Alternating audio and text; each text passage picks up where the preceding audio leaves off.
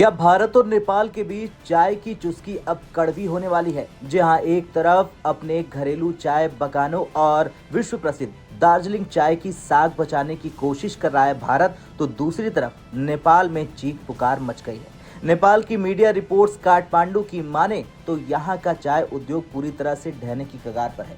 करीब 100 फैक्ट्रियां बंद हो चुकी हैं और लाखों किलो चाय सड़ रही है और हजारों मजदूरों के चूल्हे बुझने वाले हैं। आखिर भारत के किस नए नियम ने नेपाल की नींद उड़ा दी? चलिए जानते हैं विस्तार से। दरअसल भारत सरकार और टी बोर्ड ऑफ इंडिया ने 1 मई 2026 से एक कड़ा फैसला लागू किया। अब भारत में आने वाली चाय की हर केफ के लिए अनिवार्य क्वालिटी टेस्टिंग और सैंपलिंग के नियम लागू कर दिए गए हैं। नियम ये कहता है कि अब नेपाल, केन्या या फिर वियतनाम से आने वाली चाय का हर ट्रक बॉर्डर पर रुकेगा, उसका सैंपल लिया जाएगा, लैब में टेस्टिंग होगी और रिपोर्ट पास आने के बाद ही उसे भारतीय बाजार में घुसने की अनुमति मिलेगी।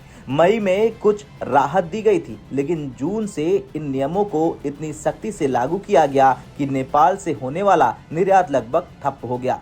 नेपाल के प्रमुख चाय उत्पादक क्षेत्र इलाम और झापा आज सन्नाटे में है। नेपाली मीडिया के अनुसार 80 से 100 चाय फैक्ट्रियां बंद होने की कगार पर हैं, क्योंकि उनके पास न तो माल भेजने की जगह है और न ही नया माल खरीदने का पैसा। लगभग 13 लाख किलोग्राम चाय या तो बॉर्डर पर ट्रकों में फंसी है या फिर वेयर हाउस में धूल फांक रही हैं। चाय एक ऐसी चीज है जो ज्यादा समय रखने पर अपनी खुशबू और गुणवत्ता खो देती है। अगर जल्द समाधान नहीं निकला तो ये करोड़ों का माल कचरा बन जाएगा। इस उद्योग से सीधे तौर पर जुड़े 60,000 श्रमिकों और उनके परिवारों की आजीविका दांव पर लग गई है। अब सवाल है कि भारत ने ऐसा क्यों किया? देखिए, भारत का ये कदम अचानक नहीं है, इसके पीछे 3 ठोस कारण है। पहला कारण है सस्ते आयात पर लगाम। नेपाल से आने वाली सस्ती और कम गुणवत्ता वाली चाय भारतीय बाजार में भर गई थी, जिससे भारत के अपने बागान मालिकों को भारी नुकसान हो रहा था। दूसरा है ब्रांड दार्जिलिंग की सुरक्षा। सबसे बड़ा कारण है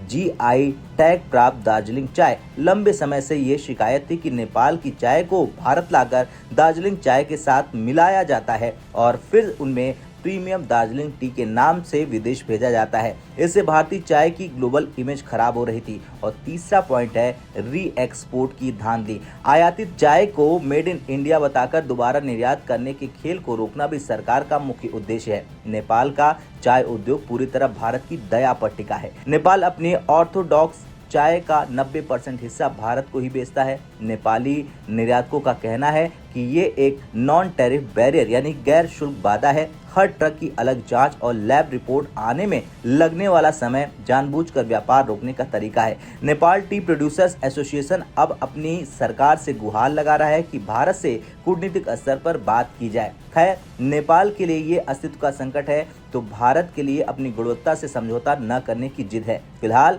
सीमा पर ट्रकों की कतारें लंबी होती जा रही है। अगर नेपाल ने अपनी चाय की क्वालिटी में सुधार नहीं किया या भारत ने नियमों में ढील नहीं दी, तो आने वाले दिनों में नेपाल की टी इकोनॉमी पूरी तरह से बर्बाद हो सकती है। आप क्या सोचते हैं? क्या भारत को अपने पड़ोसी देश की आर्थिक स्थिति को देखते हुए नियमों में ढील कर देनी चाहिए या भारतीय चाय की साख बचाना सबसे ज्यादा जरूरी है? अपनी राय कमेंट में जरूर बताएं।